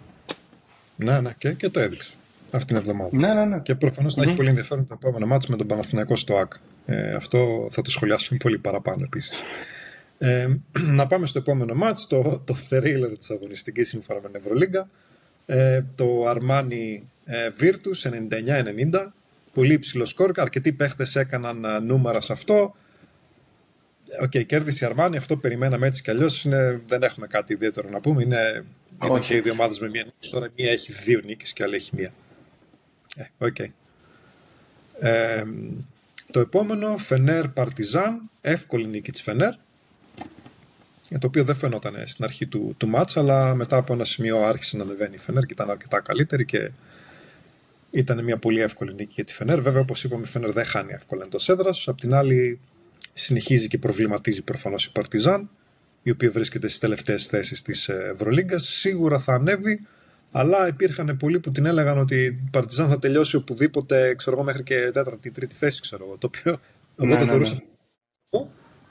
Την έχω στα όρια να μπαίνει στα play-off και τώρα δεν είμαι και πολύ σίγουρος αν είναι για play-off απευθείας, είναι για τελευταίες θέσεις. Την είχα 7-8, τώρα την έβαζα. Γιατί και εγώ δεν την έβαζα πλέον. Ενώ έχει παίχτες. Δεν το βρήκανε, δεν το έχουν βρει. Δεν έχει βρει. Μου θυμίζει πάρα πολύ Παρτιζάν τον περσινό Παναθηναϊκό στις αρχές. Που καινούριο ρόστερ, φιλόδοξη προσπάθεια, αλλά μέχρι να έρθει ο Ναν και με τους τραυματισμούς λείπει κάτι, το οποίο κάτι είναι αυτό το οποίο θα μπορέσει να κάνει την Παρτιζάν ομάδα. Δεν παίζει σαν ομάδα. Βλέπεις ότι υπάρχουν ζητήματα, ποιος θα πάρει τα σουτ, τι θα γίνει. Έχει γίνει την προηγούμενη αγωνιστική με τον Τιλικινά αυτό το περίεργο σουτ στο τέλος. Υπάρχουν θέματα τα οποία δεν λύνονται και είναι ορατά από καιρό. Δηλαδή, ποιος από τα σέντρες θα πάρει χρόνο. Έπαιξε στην αρχή καλά ο ένας, μετά παίζει ο άλλος, τώρα δεν παίζει κανένας. Τι γίνεται στη γραμμή των guards. Δεν νομίζω ότι το έχει βρει και φαίνεται ότι κάτι λείπει. Λείπει αυτός ο παίκτης. Ένας παίκτης να τους πάρει από το χέρι και να πάει κάπου, ρε παιδί μου. Όπως σου λέω, έγινε πέρυσι με τον Ναν. Ναι. Αλλά ναι, εδώ δεν θα υπάρξει Ναν. Και γι' αυτό δεν είναι προφανώς στο ίδιο επίπεδο τώρα η Παρτιζάν με τον Παναθηναϊκό, ούτε θα υπάρξει για την φετινή σεζόν. Και ας το αφήσουμε εκεί. Πάμε στο επόμενο μάτς, το οποίο ήταν επίσης πάλι ενδιαφέρον. Ζαλγκίρις Μονακό 63-62. Και άλλη νίκη για τη Ζαλγκίρις, η οποία βρίσκεται μόνη πρώτη με μία ήττα. Ναι, νομίζω ότι το σχολιάσαμε και για τις δύο ομάδες. Τα χαρακτηριστικά τους αναφέραμε και στην προηγούμενη αγωνιστική. Δεν έχει αλλάξει κάτι από μέσα σε 2 μέρες που μεσολάβησαν από τη μία αγωνιστική στην άλλη, τέλος πάντων. Νομίζω πως η Ζαλγκίρις έχει αυτόν τον απίθανο τύπο στον πάγκο, ο οποίος κάνει δουλίτσα, δηλαδή δεν γίνεται να παίζει στον αυτόματο η ομάδα να τα κάνουν από μόνοι τους αυτά. Έχει αυτά τα παιδιά της Βαλτικής, τα οποία έχουν μαζευτεί και κάνουν δουλειά, χωρίς να έχει κανέναν superstar αυτή τη στιγμή, ούτε κοντά δηλαδή. Δεν νομίζω ότι υπάρχει παίχτης της Ζαλγκίρις που θα έλεγε ότι θα είναι στις 2 πρώτες πεντάδες στην αρχή της σεζόν. Δεν υπάρχει κάποιος σε αυτό το μέγεθος. Και από την άλλη μεριά είναι μια Μονακό, η οποία Μονακό αυτή τη στιγμή παίζει περίπου στην τύχη. Αυτό έχω καταλάβει εγώ. Ακόμα και προπονητικά δεν φαίνεται ότι γίνεται κάποια διαχείριση η οποία να εμπνέει κάποιο είδους σιγουριά. Φαίνεται και ότι και με τα σέντερ της ποιος παίρνει χρόνο και πώς δουλεύει. Φαίνεται ότι οι μεταγραφές της δεν τις βγήκανε. Βέβαια οι δύο από τους 3 παίχτες δεν παίξανε. Ναι, δεν έχουν παίξει ακόμα. Αλλά θέλω να πω ότι δεν έχει. Η ομάδα παίζει χειρότερα, σαφώς χειρότερα, μάλλον από ό,τι έπαιζε εκεί που το άφησε πέρυσι. Γιατί και πέρυσι δεν είχε ξεκινήσει τόσο δυνατά. Μετά είχε πατήσει γκάζι και είχε αρχίσει να ανεβαίνει τις θέσεις η Μονακό και να κάνει νίκες και να παίρνει παιχνίδια. Και τελικά νομίζω κατέληξε τρίτη, αν δεν απατώμε. Ή δεύτερη ήταν πέρυσι. Δεύτερη ήμασταν εμείς. Δεύτερη τερματίσαμε εμείς πέρυσι. Δεν το θυμάμαι. Ναι. Θυμάμαι όταν η Γκέλα εκεί με τις ισοπαθμίες και γίνει μια σπόντα απίστευτη. Είχαν κάνει μια χαζή ήττα και τερμάτισαν παρακάτω. Ναι, οκ. Ναι, για την Ζαλγκίρις ένα γρήγορο σχόλιο είναι ότι έχει αυτή τη στιγμή την καλύτερη άμυνα στην Ευρωλίγκα και εκεί στηρίζει τώρα σκορ 63-62, καταλαβαίνεις. Έχαναν πάρα πολλά σουτ της Μονακό, αρκετά ελεύθερα, Μετά προφανώς εκνευρίζονται κιόλας γιατί δεν το έχουν βρει ακόμα καλά και το εκμεταλλεύτηκε αυτό η Ζαλγκίρις στο έπακρο. Από τα 7 παιχνίδια μέχρι στιγμής τα 5 τα έχει παίξει μέσα στην έδρα της και τα κέρδισε όλα. Μπράβο της. Το ένα με τον Ολυμπιακό εκτός το έχασε με το ζόρι, θα μπορούσε να το έχει πάρει. Και είναι από ευχάριστη μέχρι παράδοξη έκπληξη, θα έλεγα μέχρι στιγμής η Ζαλγκίρις. Θα πάρει κι άλλο έναν παίχτη το οποίο θα το σχολιάσουμε κάποια άλλη στιγμή λίγο παραπάνω και θα γίνει ίσως ακόμα καλύτερη. Βέβαια θα αρχίσει να παίζει εκτός έδρας και θα αρχίσει να παίζει και με ομάδες οι οποίες είναι φαβορί. Γιατί μέχρι στιγμής έπαιξε με Ολυμπιακό Μονακό βέβαια. Από τον Ολυμπιακό έχασε και από τη Μονακό την κέρδισε με το ζόρι, ενώ η Μονακό έχει τα θεματάκια της. Ναι. Κοινώς είναι λίγο πλασματική εικόνα εδώ της Ζαλγκίρις στο νούμερο 1, αν είναι δυνατόν. Αλλά είναι καλύτερα από αυτό που πάλι που περιμέναμε. Όλοι άπαντες. Μέχρι και οι ίδιοι νομίζω δεν περιμέναμε. Την 7η Κρίνοντας από Κρίνοντας από την περσινή πορεία της Μπολόνια, της Βίρτους, θεωρώ ότι βοηθάει πάρα πολύ το να ξεκινήσεις με ένα καλό σερί του στυλ του 6-1. Του δίνει μια ψυχολογία, ρε παιδί μου, η οποία σου αυξάνει τις πιθανότητες από το να πήγαινες και να παίξεις με τον Παναθηναϊκό στο ΆΚΑ, για παράδειγμα. Που νομίζω στο Κάουνας παίζουμε και με τις Ζάλγκιρις εμείς τον Νοέμβρη, που δεν θα είναι καταμάν. Αλλά θέλω να πω ότι είναι διαφορετικό να πηγαίνεις να παίζεις ως πρώτος σε μια. Εκτός είναι το Νοέμβρη και αν δεν κάνω λάθος θα είναι. Που δεν θα είναι ο Αταμάν γιατί θα παίζει με την Τουρκία. Να είναι εντός για τις Ζάλγκιρις. Τέλος πάντων, νομίζω ότι σου δημιουργεί momentum ακόμα και αυτό το σερί. Αν δηλαδή είναι διαφορετικό να πας να παίξεις μέσα στην Μπαρσελόνα ενδεχομένως, όντας πρώτος, έχοντας κερδίσει ομάδες, έχοντας κάνει. Και είναι διαφορετικό να πας ενώ έχεις ας πούμε στο 3-3, στο 4-3. Με την ίδια ομάδα, στην ίδια φόρμα, μόνο που αλλάζει το mindset, νομίζω δημιουργεί άλλου είδους προϋποθέσεις. Ναι, κάπως έτσι. Και πάμε τώρα λίγο στο επόμενο, το οποίο ήταν λίγο δεν το περίμενα, το Asvel Bayern, εύκολη νίκη της Bayern. Όχι ότι είναι έκπληξη, δεν είναι έκπληξη. Λίγο έκπληξη ότι ήταν αρκετά καλύτερη Bayern, το οποίο δεν το περίμενα. Βέβαια είχα πει Asvel, αλλά είναι από αυτά τα μάτια τα οποία και να κέρδιζε η Bayern δεν θα μου έκανε εντύπωση. Το μόνο που μου κάνει λίγη εντύπωση είναι η διαφορά του σκορ, δηλαδή έδειξε η Bayern ότι είναι αρκετά καλύτερη. Και πάλι Μαλεντόν και Σάκο δεν έκαναν δεν έκαναν τα καλύτερά τους παιχνίδια, ήταν απλά καλύτεροι ίσως από ό,τι στο μάτς με τον Παναθηναϊκό, αλλά παρόλα αυτά δεν ήταν σε πολύ καλό επίπεδο και μπράβο και πάλι στην Bayern. Αυτές τις νίκες που κάνει εκτός έδρας με τις ομάδες που είναι περίπου θεωρητικά στο ίδιο επίπεδο δυναμικότητας με αυτήν, θα την κάνει ίσως να πάει στα play-in, γιατί δεν είναι για play-off κατά με ούτως ή άλλως. Όχι, δεν είναι, αλλά μέχρι στιγμής να πούμε ότι αν δεν καταλήξει το πώς θα κάτσει η μπίλια για ομάδες όπως είναι η ΕΦΕΣ, για ομάδες όπως είναι ο Ερυθρός Αστέρας, για ομάδες δηλαδή οι οποίες μέχρι στιγμής τους τραυματισμούς τους πληρώνουν έντονα, δεν μπορούν να είμαι σίγουρος για κανέναν και για τίποτα. Δηλαδή να μην ξεχνάμε ότι η Bayern έχει κάνει μεγάλη νίκη με τον Ολυμπιακό, να πούμε ότι καθάρισε τα εύκολα της παιχνίδια σε γενικές γραμμές ή τα κοντινά παιχνίδια σε επίπεδο δυναμικότητας, Asvel ή τέτοιου είδους ομάδες. Νομίζω ότι η Bayern είναι ομάδα η οποία δεν θα μου κάνει εντύπωση να τερματίσει, ας πούμε, σε περίπτωση ισοβαθμίας βέβαια, και δηλαδή στους κοντινούς πόντους, πάνω από Ερυθρό Αστέρα, πάνω από Παρτίζαν, πάνω από Μπασκόνια, πάνω από τις δύο Ιταλικές, πάνω. Και όσο βάζεις ομάδες από κάτω, εκ των πραγμάτων ανεβαίνει η Bayern. Θέλω να πω ότι άμα το δείξει και πάρεις από πάνω προς τα κάτω τις ομάδες, συνήθως εμένα μου βγαίνει διαφορετική η δυναμικότητα από όταν το πάρω από κάτω προς τα πάνω. Ναι. Η οπτική γωνία αλλάζει και το τρόπο σκέψης. Ναι. Αληθεύει αυτό. Αλλά ναι, παρόλα αυτά, πάμε τώρα στο επόμενο μάτς, το οποίο ήταν για μένα προφανώς το πιο ενδιαφέρον της αγωνιστικής. Ερυθρός Αστέρας Παναθηναϊκός. Νίκη του Παναθηναϊκού στο τέλος με 4 πόντους.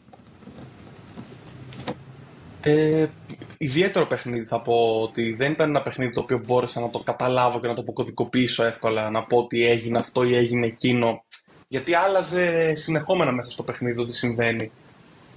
Ήταν καταρχάς τρελαμένοι οι οπαδοί του Ερυθρού Αστέρα, δηλαδή έγινε και το ευτράπελο με τη συνέντευξη του Λεσόρ στο ημίχρονο, με τα πράγματα τέλος πάντων. Φαίνεται ότι υπάρχουν ομάδες και ιδιαίτερα οι Έλληνες προπονητές έχουν διαβάσει αρκετά τον Αν και φαίνεται ότι τον κλείνουν αρκετά καλά πλέον. Δηλαδή δεν του δίνουν τους χώρους να κάνει πράγματα και να βάλει τους εύκολους 22-23 πόντους που βάζε πέρυσι. Στα θετικά του Παναθηναϊκού είναι ότι παίξανε παίχτες οι οποίοι, δηλαδή η σειρά των guards πάλι έκανε αυτό που έπρεπε να κάνει. Και ο Γκραντ ήταν πάρα πολύ καλός και ο Μπράουν πάρα πολύ καλός. Ο Σλούκας έχει δείξει ότι ενδεχομένως είναι ο κλατς παίχτης της Ευρωλίγκας πολύ πιθανά. Δηλαδή στο τέλος του και η μπάλα πήρε τα σουτ και καθάρισε το παιχνίδι εντελώς ψύχρεμα, χωρίς να σουτάρει μανιωδώς μέχρι να μπει κάτι. Στους υπόλοιπους παίχτες, ο Χουάντσο είναι πάρα πολύ καλός. Δηλαδή φέτος ο Χουάντσο είναι ένας παίχτης ο οποίος είναι νομίζω ο X-Factor του Παναθηναϊκού. Ναι. Γιατί είναι περίεργο το πώς δουλεύει η ομάδα σε επίπεδο μεγέθους με τους τρεις guards, οπότε χρειάζεται κάποιον να βοηθήσει στο rebounding επιπλέον. Ο Λεσόρ δεν είναι το δυνατό του σημείο το να παίρνει rebound. Δεν είναι κακός προφανώς, αλλά δεν είναι το κλασικό center 2-15 ο οποίος καθαρίζει τις φάσεις εύκολα. Και ο Χουάντσο δίνει πλέον λύσεις και επιθετικά, δηλαδή τον βλέπεις πώς κινείται, που έκανε assist, έκανε πολλά κλεψίματα. Δηλαδή δημιουργεί αυτού του είδους την ανισορροπία στις αντίπαλες ομάδες και νομίζω ότι είναι αυτή τη στιγμή μάλλον ο πιο πολύτιμος μας παίχτης. Δεν ξέρω πώς να το θέσω. Μπορεί, ναι.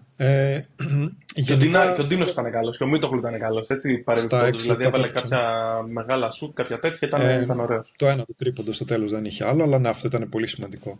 Γενικά περίεργο μάτς και ήταν περίεργο λόγω της φοβερής ευστοχίας του Ερυθρού Αστέρα. 15 στα 30 τρίποντα. Από την αρχή ξεκίνησαν, έμπαιναν τα πάντα. Μερικά ήταν χαζά σουτ. Ένα χαζό του Νέντοβιτς, ας πούμε. Ένα-δυο του κάναν λίγο τραβηγμένο, ο οποίος τελείωσε με 6 στα 7 τρίποντα. Και παρόλο που σχεδόν στα πάντα ήταν καλύτερος ο Παναθηναϊκός, έμεναν μέσα στο παιχνίδι και είχαν πάρει βασικά στο μεγαλύτερο διάστημα, ήταν και μπροστά κιόλας. Βέβαια αυτό το κατάφεραν κυρίως στο δεύτερο δεκάλεπτο. Σε κάποια φάση ήταν ένα τρίλεπτο στο οποίο ήταν 15-0 το σκορ για αυτούς. Είναι εκεί που πήρε και φάουλ και τεχνική ποινή ο Ναν, τέλος πάντων, ο οποίος, όπως είπες, ναι μεν τον κλείνουν καλά, αλλά εδώ θα πω ότι είναι θέμα πάλι των διαιτητών της Ευρωλίγκας. Γιατί δεν είναι σταθεροί. Δηλαδή σε αυτό το μάτσο επέτρεψαν πάρα πολύ τις επαφές, σε βαθμό που δηλαδή τον έβλεπες ο Νάν, ο οποίος κέρδισε και φάουλ εντωμεταξύ. Ήταν κάποια φάουλ που τα κέρδιζε, τον πετούσαν κάτω. Δηλαδή πρέπει να είναι λίγο σταθεροί στο πώς δίνουν τα φάουλ. Δεν γίνεται να είναι μία επιτρέπουμε σκληρό παιχνίδι, μία δεν επιτρέπουμε, μία δεν επιτρέπουμε. Οι διαιτητές το χάνουν πάρα πολύ με αυτό. Πρέπει να θέσουν από αρχή του μάτς και βασικά σε όλα τα μάτς, όχι μόνο σε ένα συγκεκριμένο, ότι θα παίζουμε με ένα πολύ συγκεκριμένο τρόπο. Είδα σφυρίζουμε πολύ. Θέλω να ερεμήσεις λίγο.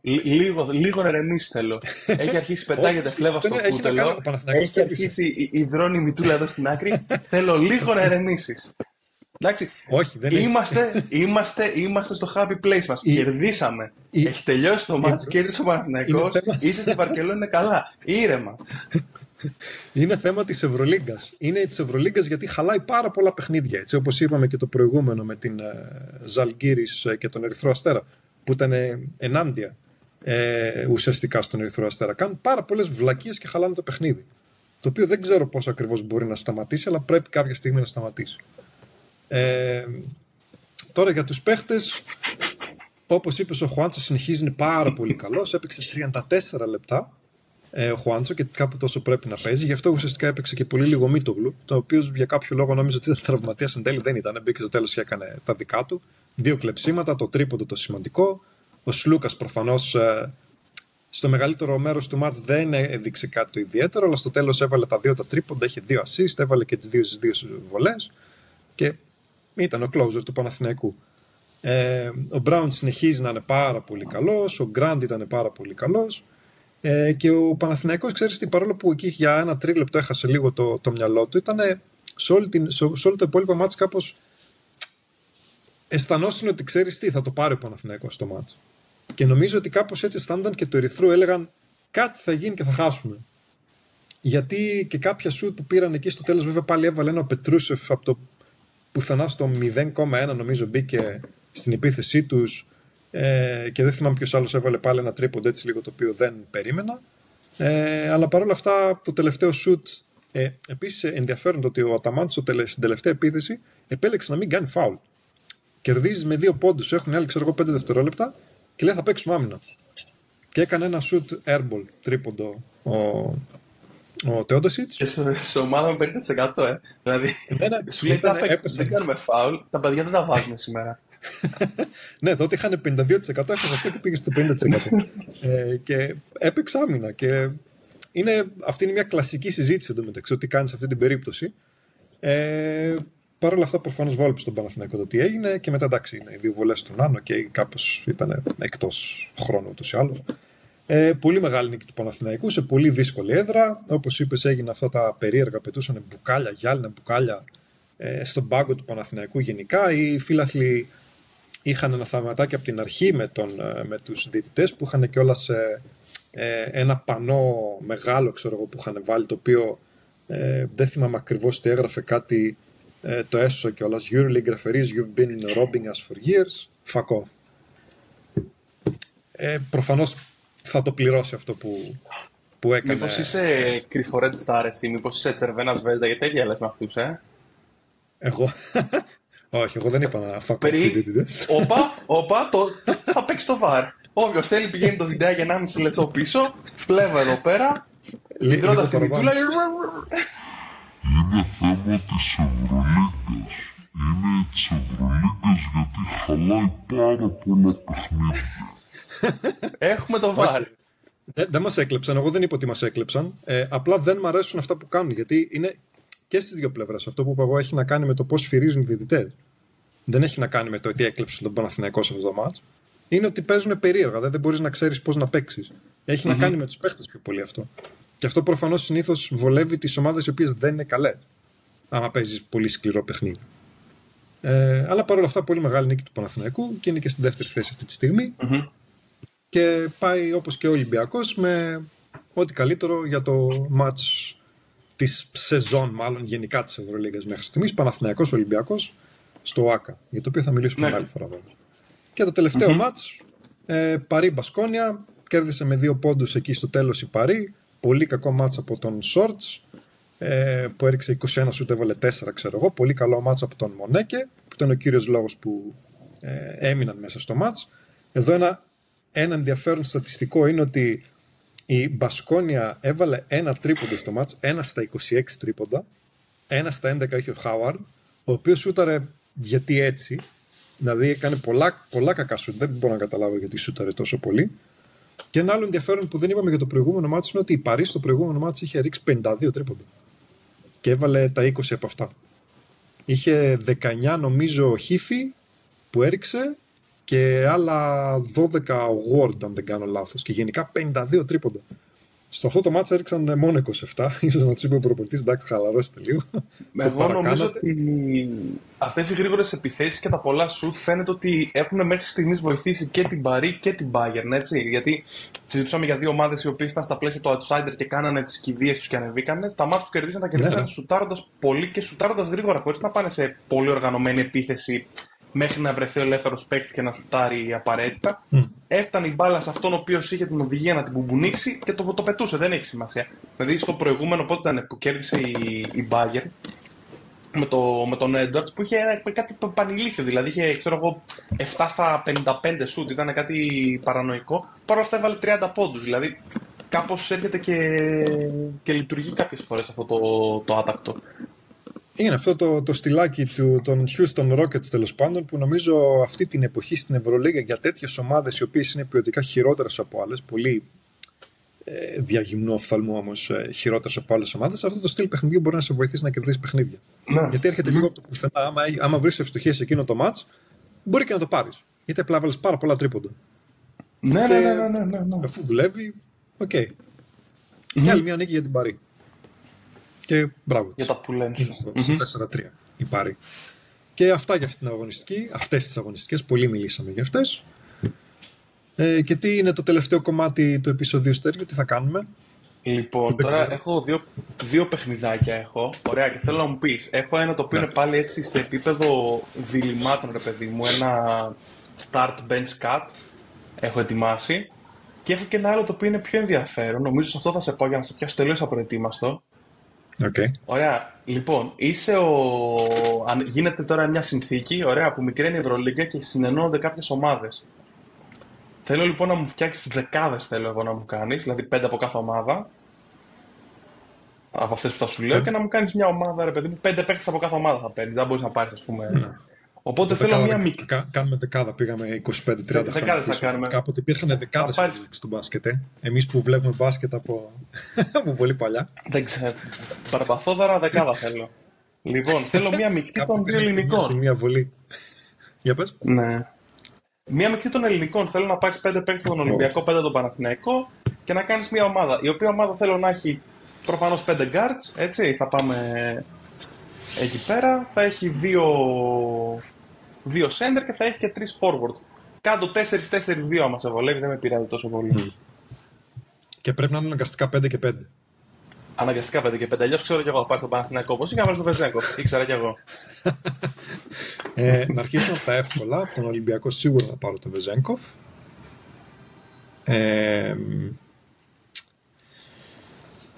Με δυσκολεύει πολύ αυτό. Επίσης σίγουρα πρέπει να πάρω τον Λεσόρ.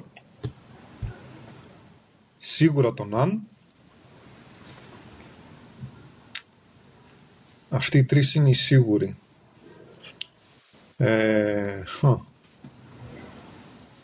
Πρέπει να πάρω τον Φουρνιέ. Είναι χαζό να μην τον πάρω τον Φουρνιέ. Είναι χαζό να τον πάρω τον Φουρνιέ. Άρα έχω 2 και 2 από κάθε ομάδα. Μετά από τον Ολυμπιακό ποιον άλλον θα έπαιρνα, ξέρω εγώ.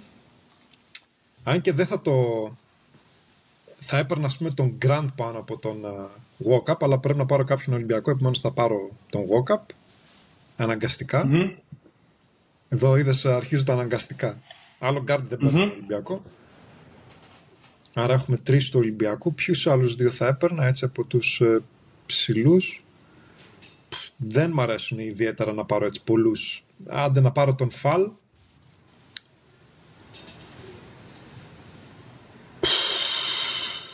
Είδες, δεν μ' αρέσει πολύ η πεντάδα. Τους 4 τους πήρα εύκολα. Ναι, σχετικά. Ποιον άλλο να πάρεις από εκεί? Δεν θα έπαιρνα Παπα-Νικολάου, ας πούμε, πλέον. Ίσως τον Πίτερς, αλλά θα ήθελα... Άντε να πάρω τον Πίτερς. Τον βάλω να παίξει 3. Ναι.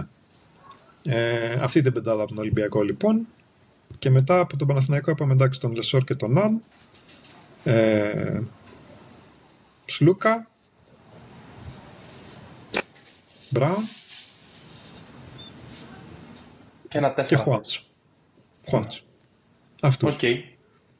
Αλλά αν μπορούσα να κάνω όπως θέλω την νίκη, θα έπαιρνα μάλλον 7-3, να λέμε την αλήθεια. Για να μην έβρες 7-3, θα σου πω 8-2 θα έπαιρνες. Θα έπαιρνες το Φουρνιέ και θα έπαιρνες και το Βεζέγκο. Δηλαδή, τα λέω και δεν ξέρουμε μεταξύ μας. Ωραία. Θέλω να μου κάνεις το ίδιο και για τις 2 Ισπανικές τώρα. Την Μπασκόνια τη βγάζω έξω. Θέλω να μου πεις για Real Barça. Και είναι πιο εύκολα, γιατί η Real 5 παίχτες έχει όλους και δεν έχει παραπάνω.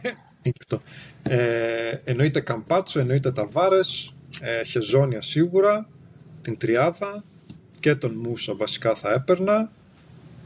Αυτούς τους 4 σίγουρα. Ποιος θα ήταν ο 5ος όμως? Από σέντερ δεν θα έπαιρνα, γιατί έχει άλλους σέντερ έτσι και αλλιώς στην Μπαρτσελώνα. Δεν μ' αρέσουν κάποιοι ιδιαίτερα, να σου πω την αλήθεια. Πεντάδα, 5ο ίσως να έπαιρνα τον Ντεκ. Αυτή την πεντάδα. Μετά από τους άλλους σίγουρα αρχίζουμε κατευθείαν με τον Πάντερ. Τώρα εδώ ο Λαπροβίτολα, ας πούμε, μετράει, γιατί είναι τραυματίας. Όχι, δεν το βάζει ο Λαπροβίτολα, αλλιώς θα βάζαμε και τον Evans. Ναι. Άρα εντάξει, τον Πάντερ σίγουρα, τον Τζαμπάρι Πάρκερ σίγουρα, τον Βέσελη σίγουρα. Εμένα, ξέρεις τι μου αρέσει γενικά ο Μέτου? Θα έπαιρνα μάλλον τον Μέτου αντί για να πάρω τον Ερναγκόμεθ, ας πούμε, που έτσι κι αλλιώς δεν ταιριάζει με τον. Θα έπαιρνα τον Μέτου που είναι και λίγο πεντάρι κάπως. Και μας λείπει ένας παίχτης, σε ποιον άλλον? Τον Σατοράνσκι, μωρέ. Τον Σατοράνσκι. Θες κάποιον εκεί πέρα. Ο Γκάρντια θα δημιουργούσε προβλήματα γενικά, όπως και σχεδόν πάντα δημιουργεί. Αυτούς. Καλή. Ωραία. Το είχα για τις τουρκικές αυτό, αλλά τώρα νομίζω ότι παραπάει. Ας το κάνουμε άλλη φορά. Γιατί ήταν έτσι, είναι οι 3 χώρες που έχουν ομάδες οι οποίες θεωρητικά είναι μέσα στην πρώτη οκτάδα και οι 6 αυτές που αναφέραμε. Μην είναι και στην πρώτη εξάδα αυτές οι 6 που αναφέραμε. Εντάξει, η ΕΦΕΣ όχι. Αφήνω την ΕΦΕΣ έξω, οι πρώτες 5 νομίζω. Εκεί πέρα θα ήταν. Εμβόλυμα μόνο η Μονακό θα ήταν κάπου. Θα δείξει. Μπορεί και να είναι στην εξάδα όλες. Θα δούμε. Οπότε νομίζω αυτά για το τωρινό επεισόδιο. Δεν νομίζω πως έχουμε κάτι άλλο. Όχι. Θα ακολουθήσει προφανώς κι άλλο επεισόδιο με το prequel της αγωνιστικής της επόμενης. Συν κάποια παραπάνω παιχνιδάκια. Γιατί αυτή η αγωνιστική έχει πολλά παιχνίδια, γι' αυτό και μιλήσαμε πολύ. Θα έχουμε πιο πολύ ελεύθερο χρόνο. Δηλαδή θα σχολιάσουμε και λίγο NBA και λίγο Ευρωλίγκα, αλλά στο πιο κουτσομπολίστικο κάποια από αυτά. Το NBA θα το σχολιάσουμε και λίγο πιο σοβαρά, γιατί εκεί πέρα γίνονται παλαβά πράγματα. Γιάννη, σηκωφίγε, παράτησε τους, οι άνθρωποι δεν μπορούν. Κάπως έτσι. Έλα, κατέβα στον Ντάλλας που έχει ζέστη. Και μόνο αυτό θα πω, τη δήλωση την απίστευτη που κάνει ο Τραμπ, έτσι. Ο Θεούλης, ο οποίος είπε ότι νιώθει περισσότερο Έλληνα στον Αντετοκούμπο. Το διάβασα, δεν το είδα ακριβώς. Αλλά... Αυτό δεν το ήξερα, αλήθεια είναι. Αν το είπε, όντως είναι. Καλά, τώρα θα μου πεις, εδώ άλλα κι άλλα έχει κάνει ο άλλος, ξέρω εγώ. Γροθιά στο διεθνισμό. Τέλος πάντων. Κάποια στιγμή θα κάνουμε και πολιτικό επεισόδιο, γιατί έτσι. Πρέπει να έχουμε καλεσμένο Μπατζόκα που είναι σύντροφος.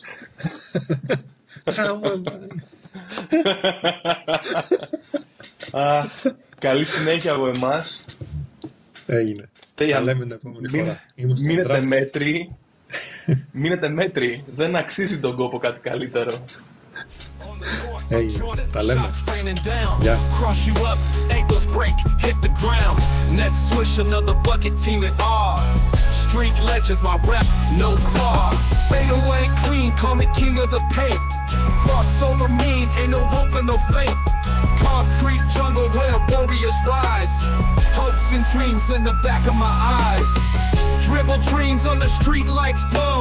Game on lock, no room for a foe.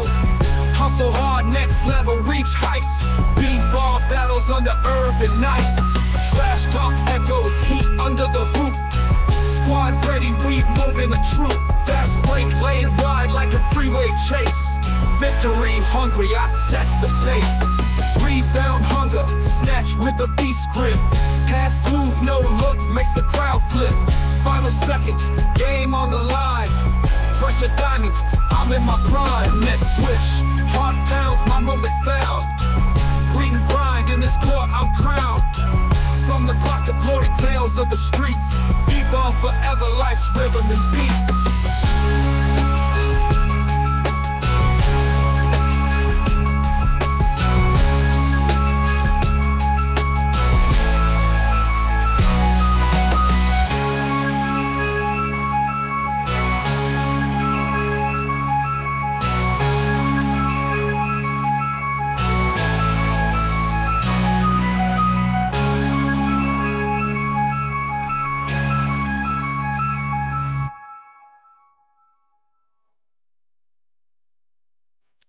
Dribble dreams on the street lights glow. Game on lock, no room for a foe. Hustle hard, next level, reach heights. B-ball battles on the urban nights. Trash talk